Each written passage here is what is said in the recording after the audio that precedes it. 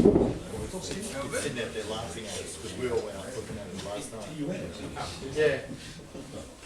Okay, we'll make a start then. So tonight we're going to talk about beverage antennas, which is not what Jeff said to us on the reflector the other day. The tuning coil. The XY. So were you drying those, Jeff, to reuse them? It's a type of receiving antenna that we use typically on low bands, and it was invented by this gentleman here, Howard Beverage. Was it Harold? No. All right. So we'll talk about beverage antennas, what they are, why we want to use them, and how to make one if you're interested in having a play. So the question is, why do we want to have separate transmit and receive antennas? And the reason for that is because they've got different requirements behind them. With a transmit antenna, you want it to be able to take as much power from the transmitter as possible and send it out strongly in a particular direction and target that area. And so in that case, things like efficiency and gain are very important. So if you've got an inefficient antenna, power gets wasted as heat, and you want the gain to get your signal to have the furthest possible range. With receive antennas, it's all about signal-to-noise ratio. So you want to be able to try and pick up that specific signal and hear it the best. So efficiency gain are not as important as having a high signal-to-noise ratio. So here are two antennas. We have the first antenna here has radiation pattern mostly facing in the north, so this is looking down on the top of the antenna. It's mainly focused in that direction. It's got a gain of minus 11 dBi. This antenna down here, you can see the radiation pattern is basically the same, but it's got more gain. It's got a gain of minus 8 dBi. So it's about 3 dB more gain than this one up here. So is antenna A better than antenna B? If we're talking about transmit antennas, then sure, I mean, more gain is good. But for receive antenna, so just so you know, the top one here is a 720 foot beverage antenna. And down here we have two 720 foot beverage antennas spaced 70 feet apart, so we get the extra 3 dB gain. So given that these are beverage antennas, we know that they're used for receive only. Have we gained anything? So we've got more gain. So in terms of signal-to-noise ratio, what have we actually gained from these antennas? And the answer is nothing from a signal-to-noise ratio perspective, because you get more gain, but you're also picking up more noise. So basically the directivity of the antennas is the same. And so the important thing with a receive antenna is you want to pick up radio waves in the direction of the station you're interested in, and you want to reject any radio energy coming from other directions. So that way you're maximising the signal and you're minimising the noise, and that's how you maximise your signal-to-noise ratio. So with receive antennas, it's all about direction, and the actual gain is much less important. So you saw that the gain on these antennas, these beverage antennas, was actually negative. So it's worse than it's much worse than a dipole. Does that matter? And the answer is actually probably not, because receivers today are quite sensitive. And if you've got your receiver switched on and you see the signal meter wandering around S7, S9 noise, it's way too sensitive for what you need. You can dial the gain right back, because otherwise, if you're just amplifying noise, it's not gaining you anything. So the thing is that most transceivers these days have gain to burn, And so if you've got an antenna with -10 or even -20 dBi, then often that's good enough. If it's not good enough, a preamp is a way to get additional gain.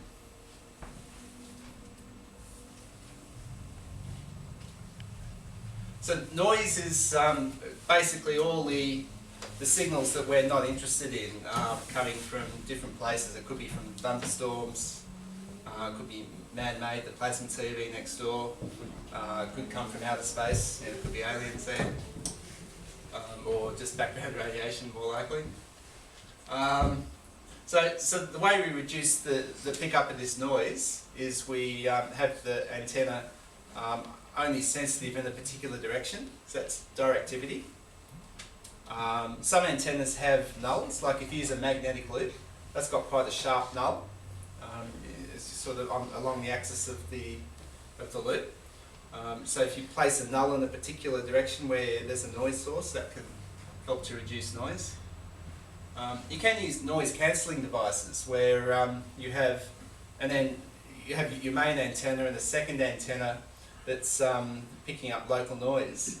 And so if you then adjust the phase and gain of these two antennas, you can actually null out a lot of the local noise, assuming that one antenna is going to pick up the remote signal much better than the other, and you assume they both pick up the noise equally well, then by cancelling each other out, you can increase your signal-to-noise ratio. And the final thing is height. I mean, the higher you get your antenna, the further away it is from the neighbour's plasma TV and so forth. So that could be another way to try to reduce noise. Okay, so beverage antenna, what is it? So basically it's a very long wire. And we're talking about typically a wavelength or more. So on 160 metres, we're talking about 160 metres. So you need quite a lot of space for a beverage antenna. That's the first thing. With a dipole, you've got like the line of a dipole. The broad side is where it has its maximum energy, and the ends of the dipole don't pick up anything at all. Well, the beverage antenna is a bit different, so that the stuff coming on broadside is not very strong, but where it is very sensitive is along the direction of the wire. So if you run the wire out in that direction, that's the direction you're going to pick up your signals. So what will happen is signals will come along the wire, and I'll explain how signals coming in on the end of the wire can cause currents in the wire and that you can pick up in the radio. One important thing about a beverage antenna though is that if you have signals coming along the wire to here, it'll go into your receiver. If you have signals coming from this direction, then the signals will come along the wire. And so what we normally do is we put a terminating resistor here, which is matched to the impedance of the antenna, so that signals coming along this direction will go through the terminating resistor and be dissipated, and the energy is just converted to heat. If you don't have that terminating resistor, what happens if you send a signal along an unterminated transmission line? Because that's what this looks like. You get a reflection. Yeah, it will reflect straight back. So a beverage antenna without a terminating resistor will actually still be directional, but in two directions. It'll pick up signals coming from this side, the west side, but also from the east side as well. So that's the reason we put the terminating resistor there. And of course we have a matching transformer just to match the impedances. So how can radio waves coming end on an antenna cause these currents to be induced in the antenna? So what it actually relies on is when we have a beverage antenna, this long wire, we need to have it over a lossy ground surface. If we have a very high conductivity ground, if the ground is very good, the antenna's not going to work. You need rubbish ground is the important thing. So when a radio wave comes in this way, close to the Earth, it's normally vertically polarised. I guess you understand. You can't have horizontally polarised radio waves close to the ground because the ground effectively shorts it out. So the electrical field will be up and down, which is for a vertically polarised wave. And so as it comes in, the radio wave is near the ground, so because the ground is lossy, it will cause the radio wave to travel slower through the ground than it does up in this free space here. So what it actually causes is a bit of a bending of the radio wave, of the front of the radio wave. So the radio waves coming in here, they get a bit bent. And so effectively you've got, crossing the wire, the electrical field is no longer up and down, it's slightly diagonal. And so here's an example here. So you've got an up and down component, and you've got a component that runs along the wire. So what actually happens is the up and down component doesn't contribute anything because the electrons in the wire aren't really free to move up and down. The wire's in that direction. So the vertical component is not interesting, but the horizontal component that we get, that causes electrical currents to move back and forth in the wire. And as we move along the wire, because the wave coming in is constantly reinforcing those currents, you actually get a build-up of current until you hit the end. This is the receiver here. And so you can actually get an appreciable signal at the end. So it's also called a wave antenna. So it's a very interesting idea. And as I say, if you try and do this over salt water or something like that, it's not going to work because you're not going to get this bending effect.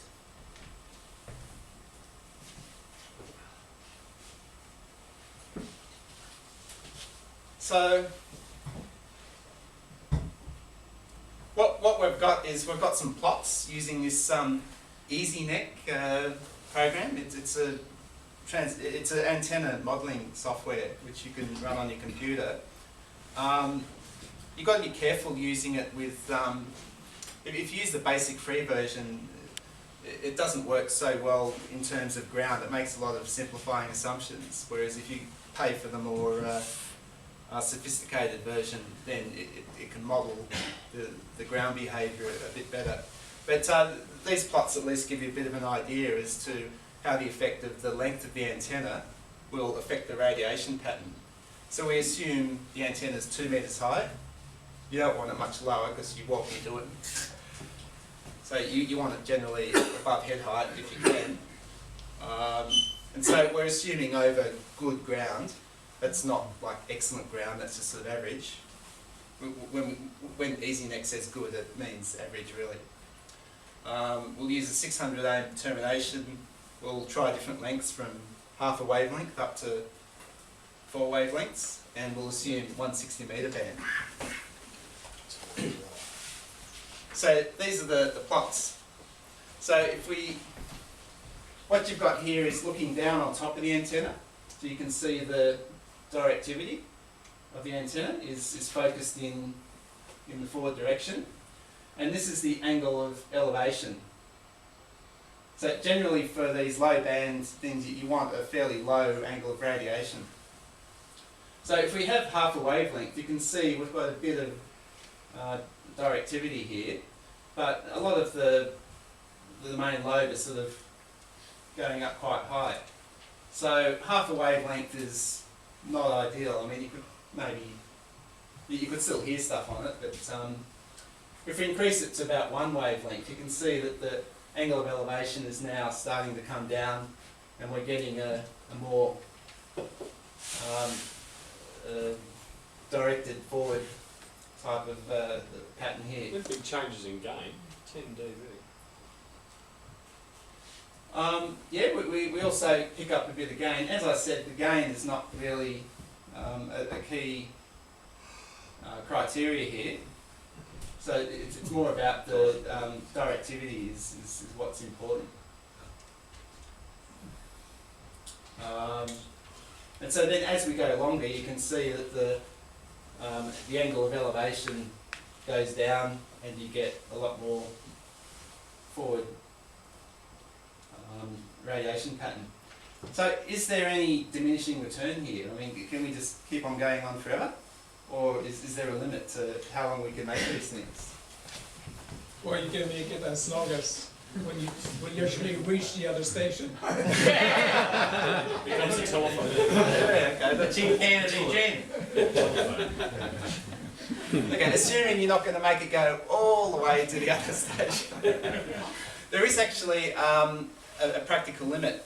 And the thing is that you've got to think that this antenna is a bit like a transmission line. You've got a conductor over a ground plane. So that's like a transmission line. And transmission lines, the radio waves that go through transmission lines go through a bit slower than they do through free space. And the difference is called velocity factor.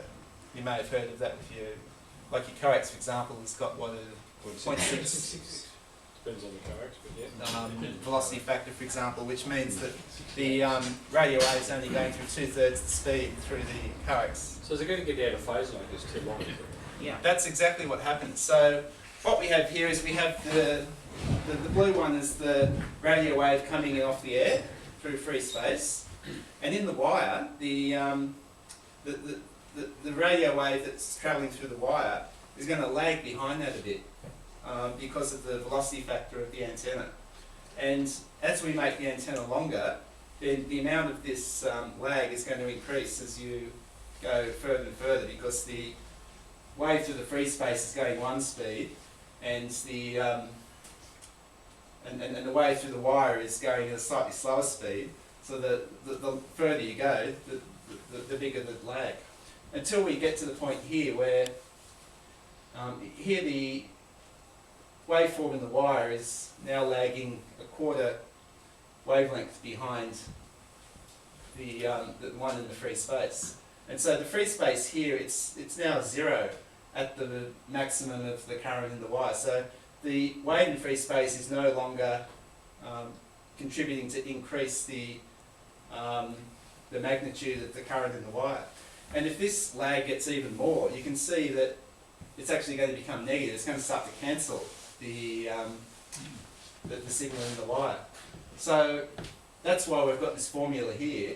So you've got your quarter wavelength, which is this sort of maximum lag, and this part here is describing the amount of lag based on the velocity factor. So you can work out the practical limitation of how long you could make your wire. So is there a rule of thumb in wavelength or something? Rule of thumb is you probably want at least a wavelength. Once you get to about sort of 3 or 4 wavelengths, it's maybe starting to diminishing returns. It's maybe not worth. So people say 1 to 2 wavelengths is the is the ideal length for these things. So if you've got wires, it's better to put them in parallel and have multiple. Is that the idea? What are you trying to Well, achieve? if you've got a lot of wires and a lot of land, Right. is it better to have 4 of one wavelength rather than having a single one that is 4 wavelength long? One point I should make is this antenna is not resonant, so we don't have resonance here. You want the antenna to be a certain fraction of the wavelength in order to get the best signal, but the same antenna you can use on multiple bands. It's just that on your first chart you had 2 of them. Right. So is it better to have multiple rather than having a very long one? So what you can do is, if you phase these things together, have a phased array, you can actually influence the pattern of radiation. You can actually get more directivity. So there is an advantage to do that. And I've got a couple of slides at the end which talk about that. And that resistance, the 600 ohm, how many watts? Nothing. Well, it's a receive antenna, so Yeah, so there's nothing there. so there's the only thing is pick up from if you've got thunderstorms and things around, that can be an issue. So you want your resistor to be able to handle Okay. that sort of transient build-up of signals in the wire. But yeah, we're not talking about a lot of power. I'll show you an example of a termination resistor, what it looks like. So how high do we put these things? So in general, the higher the beverage antenna is above the ground, the stronger the signal you'll get at the end.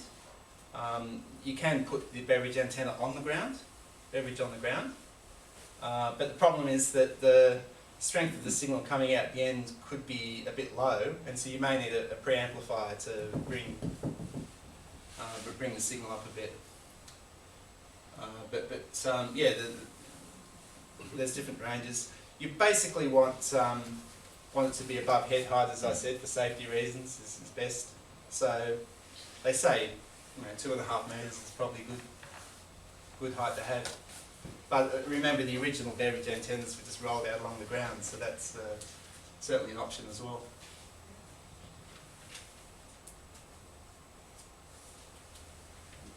So what do we use for supports? Doesn't really matter as long as the antenna is insulated.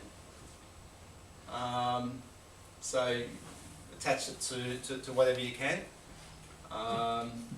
You want to try to keep it a constant level above the ground if you can. Otherwise, the characteristics vary. That can affect things a bit.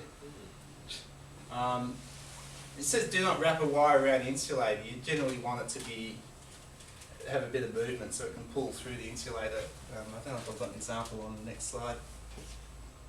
So here, for example, you see it's not actually wrapped around the insulator. It's free to move through the insulator. Otherwise, you get a lot of wire stretch. Yeah, you get a lot of stretch and tension that things can break. So it's better to allow it to move. Here's an example where we've got two beverage antennas crossing. So the other question is, if you've got a lot of land, do you want more than one beverage antenna? Yes, but not in the same direction. So you want to be able to cover the different directions you want to cover. So yeah, so it'd be common to have this sort of crisscross type of arrangement. So the ground quality I mentioned, again, the better the quality of the ground, the less that bending effect. So the lower the signal you'll get out of the antenna. And so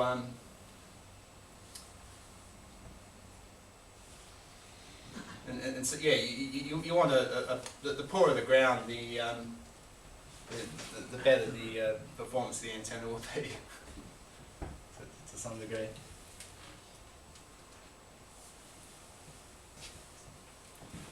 Okay, so here we have a slide about radiation angles and gain. I forgot what I wanted to say about this. They're the different ground types. Different ground types. So how the type of ground affects the radiation angle.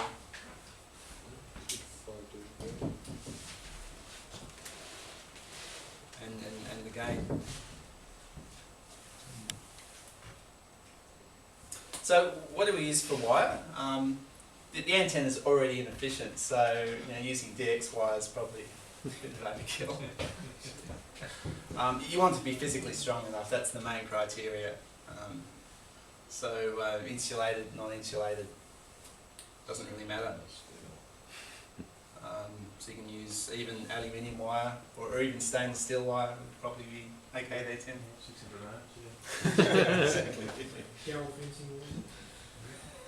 So we mentioned this terminating resistor should be matched to the antenna. What's the impedance of this thing? So here's a formula you can use to work out the theoretical surge impedance of the wire. So you see it depends on the height of the wire and the diameter. In practice, you probably try different resistance values until you find one that works. But if you want to get a starting point, you can use this formula to work that out. So we talked about termination resistors. Here's an example.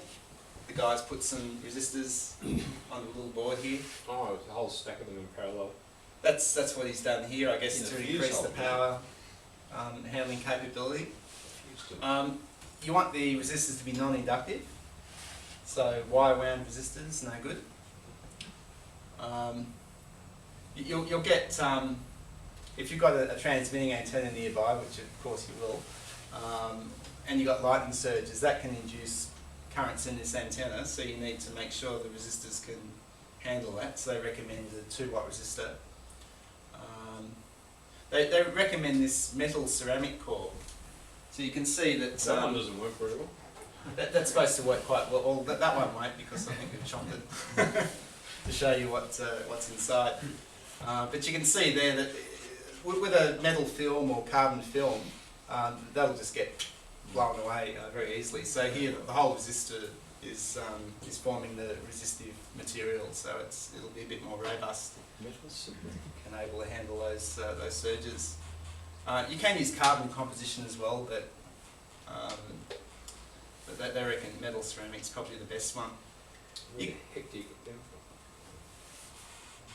Does anyone know? That's a good I have question. no idea where you get them from. You've never heard of them, or? Not common in electronics, so I just don't even know where to start looking. Oh, okay, it's a good question. So, The carbon composition's a bit rare these days. okay. The other thing you can do is put a spark gap across it. So you just have like a little wire with, which is very close. That way, if you do get a surge, then hopefully jump the gap rather than take out your resistor. So you have the spark gap right where your resistors are. Yeah, I don't know if he's got one here, but you'd have a little bit of wire coming through here, and you just sort of have 2 bits of wire almost touching. So then, if you do get a surge, it'll protect the resistors, hopefully. Yeah. That's nonsense, really. By the time it's built up enough voltage to jump an air gap, the resistors are gone. So That's probably true. That's probably true. So it's So you what end up with that broken resistor. it's what the guy suggested. But yeah. Resistors. I mean, if a bit of lightning hits your antenna, it's gone anyways. So with the grounding, you can whack some grounding rods in. It's often good to put some short radials there, a couple of short radials, because remember that we're talking about a core ground here that we're running the antenna over. So putting in a ground stake is probably only going to be limited benefit anyway, unless of course you run the thing down to the beach. So and then because sand is the poor earth, but then Salt tap water. in the water. Yeah. Maybe that might work.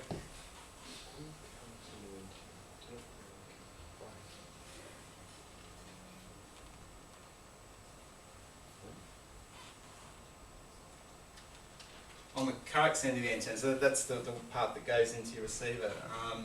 They said not to ground the coax braid there. That's a question why they've said that.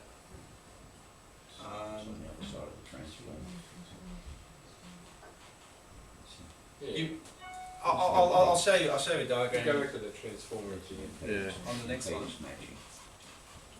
So far we've talked about the beverage antenna being focused in one direction. What you can actually do is you can set these things up so that they will receive signals from either direction, and you can switch between the two. So what you can do is you set up antenna in one direction that can pick up north or south, and then you can switch. And then you set up a second one, I guess it would be like an L shape. So this one's north and south, and this one's east and west. And so the question is, how do you set that up? The trick is we have these transformers on the end. So instead of putting a terminating resistor, we put this reflection transformer. And at this end here, we have a couple of transformers that pick up the signal. And coming out of one, it will have the signal. So if the signal comes in this way, it'll end up coming out this one.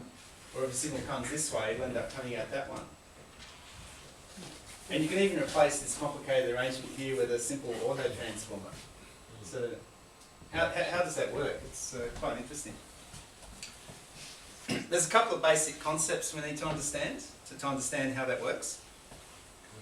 So the trick is that what we're doing is we're actually setting things up so that we have common mode signals for one direction and differential mode signals for another direction. So you've probably heard these terms before. If we have a balanced transmission line like this, the differential mode is if we've got current that flows through one conductor, it should come back through the other conductor with equal current. And so what we have here is called the differential mode of current. But what can happen sometimes is that with our antennas, things end up not being so balanced. And we can actually have currents flowing through both the conductors, or in the case of coax, it often just flows on the outside of the shield, but you've got the current flowing in one direction, and the return path actually comes through the ground. And so that's called a common mode current. And the tricky thing with these Beverage antennas is if we run two wires, we now have what looks like a balanced transmission line, and so we'll have common mode currents and differential mode currents, and I'll show how that works. Is everyone comfortable with that idea, or? Play on. Okay. The next one is Kirchhoff's current law. Who knows what Kirchhoff's current law is? Currents in equal currents there. Exactly. So if you add up all the currents going into a point, then all the currents going out of the point have to equal the same thing. So basically it means current has to go somewhere. You can't have current magically coming out of nowhere, or current just disappearing into nowhere. You haven't seen Tim's antenna. So that's a basic law of circuit theory, and it's important to understand. The last thing is the transformer action. So if we have varying current through an inductor, and then we have a second inductor that is within the magnetic field of the first one, then as the varying current goes through this inductor here, it induces a varying magnetic field, and that varying magnetic field then causes a current to flow through the second inductor. So that's transformer action. You probably studied about that ages ago when you did your licence, I remember. And then there's some formulas about the ratio of the turns and all that sort of thing. But for this explanation, the important thing to understand is that we have this transformer action. An AC current going through one side of the transformer will cause an AC current to come out the other side.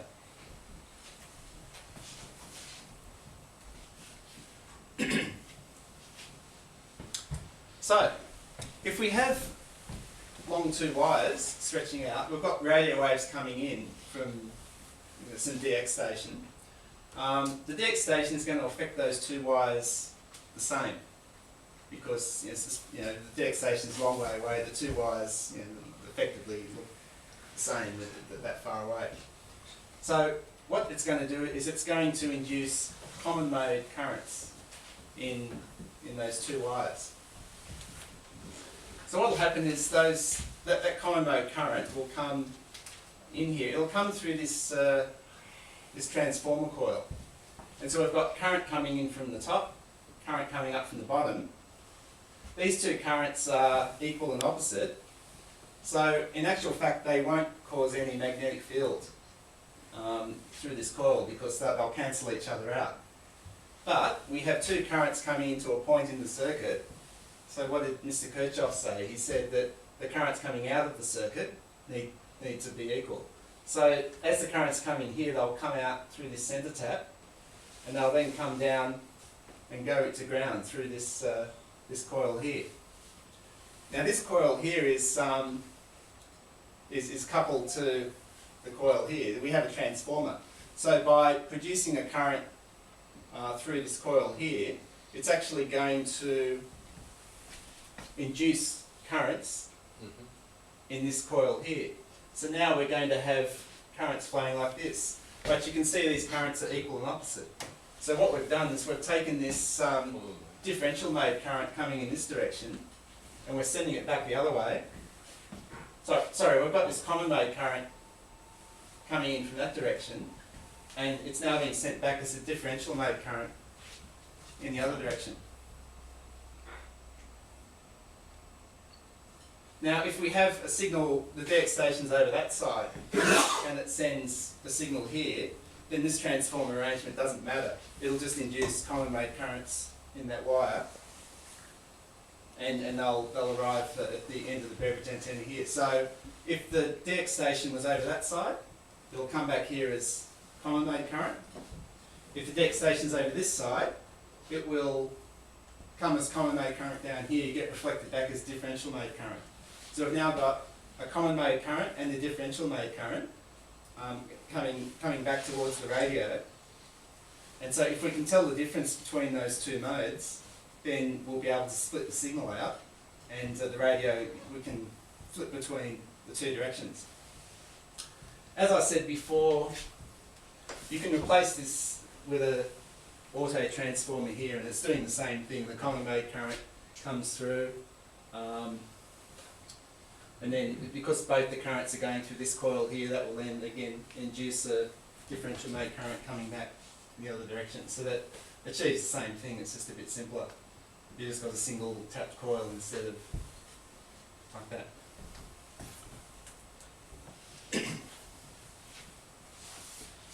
So how do we separate out these two currents at the other end? Well, the differential mode currents that flow through here will flow through this coil here. So we've got, again, they're equal and opposites. The magnetic fields are going to cancel each other out. Nothing's going to come out this secondary on the transformer at all, because they've cancelled. But the two currents, they enter the point. Mr. Kirchhoff says they've got to exit the point. They'll come down through this coil to ground, which will then induce currents in the secondary of the transformer here. So if we plug the radio in here, then we'll hear signals coming from that direction. If we have a differential mode current on this wire, then that will flow through the transformer and actually induce a current in the secondary here. And so then we'll be able to hear signals that came from this direction, got reflected back as differential mode. It'll come out this port on the antenna. And because this is differential mode, then the centre tap is that you've got plus V volts and minus V volts here. So in the middle it'll be 0, and because it's 0 and ground is 0, then there's nothing going to flow through here. So if there is something flowing through there, that means you've got common mode currents there, which is this case. So that's how you can split it out, and then I can just flip the radio between those two jacks depending which direction I want to get the signals from. So it's a really really cool thing. Impedance. You can get bills for that.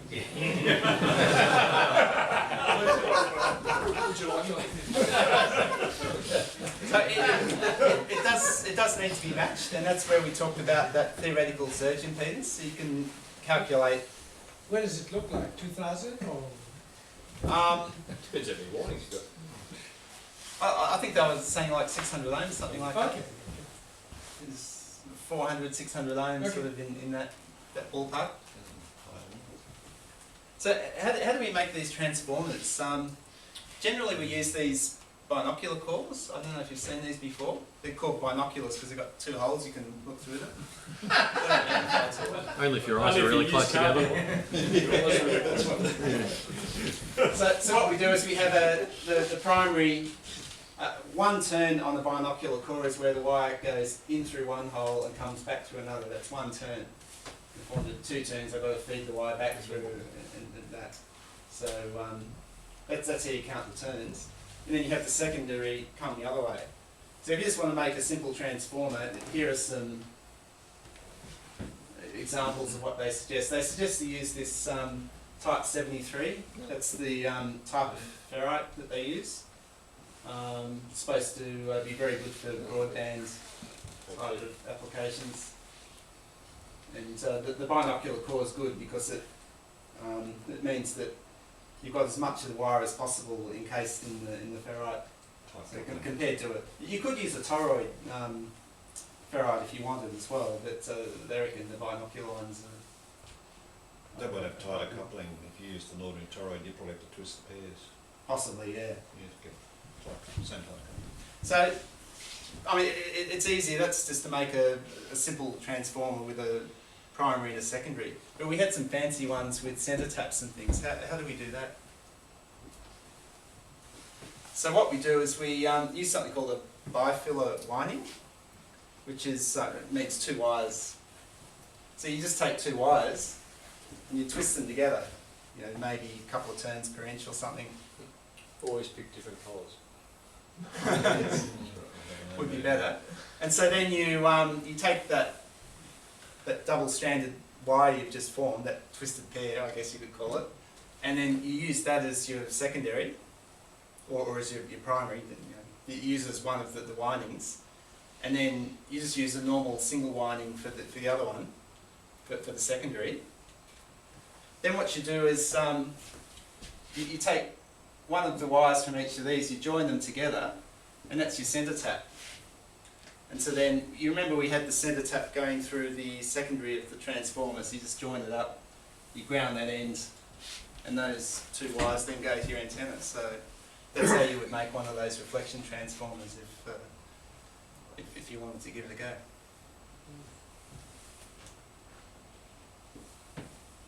So we mentioned about multiple antennas, phasing. There's two ways to do it. You can do broadside phasing, and you can do end fire or staggered phasing. And they've got pros and cons, so we'll just have a quick look at the two. So with the broadside phasing, you get a bit of a narrowing of the frontal lobe. You feed them in phase, so that these two bits of coax are equal length, fed to a splitter. So it's the same phase going into the two wires. You need a fair separation, say at least half a wavelength. So if you're talking about 160 metre band, that means at least 80 metres apart. So it's nearly a footy field apart. So you need a lot of space for this. And that can be a bit of a disadvantage, needing that wide spacing, but that's a possibility. The other method was the end fire phasing, where you actually stagger the start of the two antennas. So you've got the stagger amount is like half a wavelength, perhaps. So, but it means you can put the wires much closer together. So I think they mentioned 5 metre spacing here somewhere. And so this gives you a much better front to back ratio. So that's the second option. And then, as we mentioned previously, if the property is too small, or you got problems, you can just do beverage on the ground. So they recommend this 4-to-1 transformer. Use some ferrite beads to try to decouple the transmission line from the ground. And here they've just got a basic terminated one, so that'll just be unidirectional beverage. But of course you can do the same tricks to get the two directions if you want. May require a preamp, because along the ground it means that the actual output voltage of the antenna will be low. So this has just been a very brief introduction into beverage antennas. I must admit I've never actually tried one myself or anything. I just heard some members at the club talking about it, so I thought I'd do a bit of reading around, research, and so there's a few resources you can check out. This book here, I don't know if you've seen it before, Low Band DXing, ON4UN. It's an excellent book on low band. Can I make a suggestion that if anyone's interested in that, don't get the first version of that low band DXing book. There are so many typos. 642 typos. It was just disgraceful. Well, So yeah. under no circumstances get the first version. That diagram I showed, where you had the reflection transformers and so forth for the bi-directional thing, that came from this book, and I was scratching my head trying to work out how this thing worked, and it didn't make any sense. And it had some ground in a weird place, and I thought, how could that possibly be? And then a bit of searching on the web, it it turned up that it was a typo. So I did understand. You know your stuff. I did understand the theory. It's just the guy was. version 1 book you I think it was like edition 3 or 4. They still had mistakes, so they keep on cutting things around and making new mistakes. So even if you get the new book, you can still look forward to having some fun and games. But no, it is an excellent book. There's a lot of good information in there. So I would recommend having a look at that book. There's also a website by Tom Rao where a lot of these pictures you've seen in the presentation were lifted from. So that's also a good read. He's got some practical information. So I recommend to have a look there. And you've got this internet reflector which you can subscribe to as well. Is Joseph Carr's book alright? Because he's a bit weird. I bought a copy of this book at Wyong last year, I think, and this one I bought maybe the year before that. So the information on these low band, on this beverage antenna is a bit skimpy. I think it's not as good as this book and the W8JI website probably have better information. But yeah, it's still quite a good book. You know, I must admit I haven't had a lot of time to go through it yet. But I did have a look at the section on beverage antennas, and it did have some information on them. But I think the other books were perhaps Better there. yeah, they had a bit more meat in that. Just what I was looking for. So, any questions or? Well, you mentioned that you can lay the antenna on the ground. Can you actually bury it under the ground and it still works? I have heard of them doing that, only very lightly, so you know, like a few mil under the ground. But I have heard of that being done as well, and it does work. There are quite a few articles about underground areas that were used during the war and everything. There are a lot of... Yeah, because if you're going to lie an antenna on the ground, you know, it's a trip hazard, and you know, your lawnmower goes over it. So, so putting it slightly under the ground is an interesting thing to do, and it has been done, and it will work. Especially with pool ground to get away Would with you have it. to have a conduit around it as well? At least use insulated wire. Just insulated wire. Yeah. You might be better at doing it along a fence, timber fence. That's the ideal thing. If you've got a long fence that runs down the property, just run along that. It's perfect. Mm. So you're saying gain's not the big thing, but signal to noise. So you're saying that these things just don't pick up bugger all noise? What's the compared to Well, a dipole? they're quite inefficient already, so they're not going to pick up. Surely that kills noise and your signal. Why does it preferentially kill noise and not your signal? Because it's just It's because just the directivity. they're more sensitive in the In that particular direction. direction. As you've got a very weak signal Yeah. coming along the wire, and Right. what happens is as the signal propagates along the wire, the It's adding radio wave wave is coming it's in. constantly reinforcing. So Yeah, by the right. time it gets to your radio, it's actually built up to a respectable right voltage. compared to the noise that it's getting from all around. Exactly. Right. Which is random. So it's Yeah, right. it's the direction, the directivity that's important. That's what gives you So the signal. okay, well, I mean, I didn't really. So the figures for directivity compared to other antennas, is it good? Is it what's it like compared to a dipole? I didn't quite pick up on that. Okay, so we go back to Because I mean, you're referencing DVI, but One wavelength one just looked better than a dipole, didn't it? I don't know. Yes. I think the half wavelength looked like about a dipole. There you go. So where are we? Where's the key point? Well, instantly, any of those plots you can see that for the start unidirectional, not bidirectional for a start. Yeah. Yeah. Front to back. Okay, he's got a resistor. So, but what I'm trying to So- get a feel for the signal to noise of this compared to the signal to noise of a dipole. Well, instantly because you're not receiving anything behind, so there's half your noise gone. Right. Instantly, just glancing at it. Yeah. Okay. Yeah, it's quite a huge difference, isn't it? Yes. Actually, it's phenomenal. yeah, What are those? Yeah, when you do those, Each line of those. What is the Yeah. So when we get down to those more longer ones, they're more like people sort of like a Yagi antenna, really. So It's actually better. It's actually They're actually much better, yeah. The advantage of a Yagi antenna is that it's also generally quite efficient, so you get gain as well as directivity.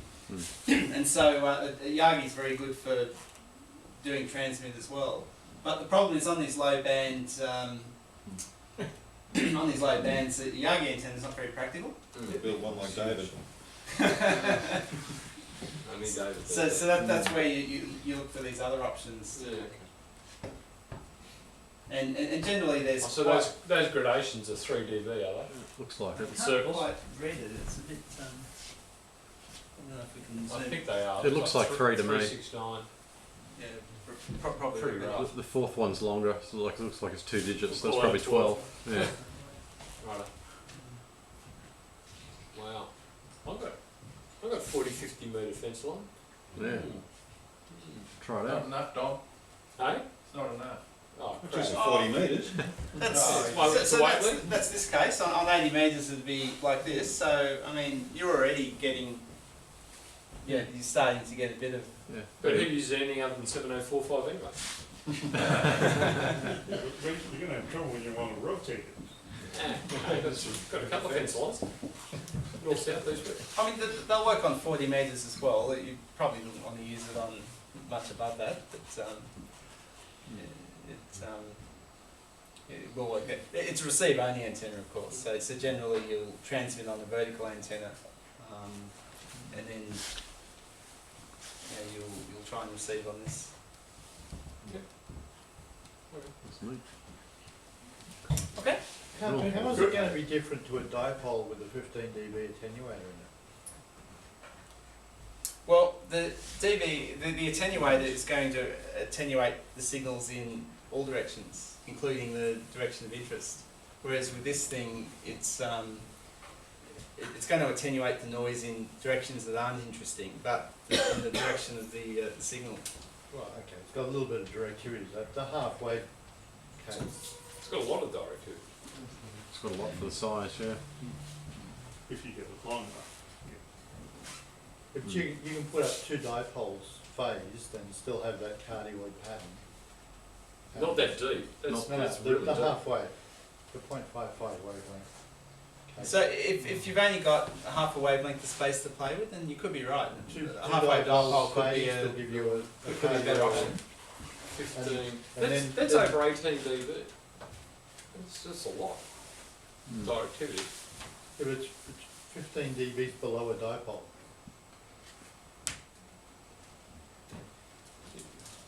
Am I right? That's Well, why they again, say. yeah. I mean, That's why it doesn't pick up any noise. It's deaf, Bill. It's absolutely deaf, yeah. So put up 2 dipoles, phase them, get your cardioid pattern, and then whack in a 15 dB attenuator to get rid of the noise, and you'll be back to the same place. So Yeah, but use twice as much wire and twice as much I think, volume. yeah, that's right. I think these are probably for people that are out on a farm that have got a fence or somewhere where they can string up a couple of poles really easy, but putting up 2 high dipoles might be really difficult. yeah, but yeah, you don't have to find that 600 ohm resistor of whatever it was. Oh, no, Right, the other thing is if you take a dipole and you run it 2 metres off the ground, Yeah, you're going to what's the angle of cloud radiation warmer, going to be yeah. like? Yeah, you get very good results Yeah, for a very low that's antenna. what I'm saying. They're probably for the person that can't get the antenna up real high very easily. Yeah. You know, if you've got the facility to run along the top of a timber fence or something, it's probably a good option. Mm. No use that in Desert Storm. Okay, well thanks very much. Thank you.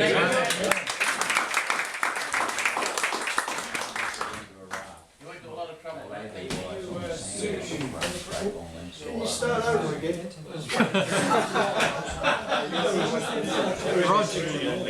Roger, I thought you knew it all, that's why you turned up late. Really?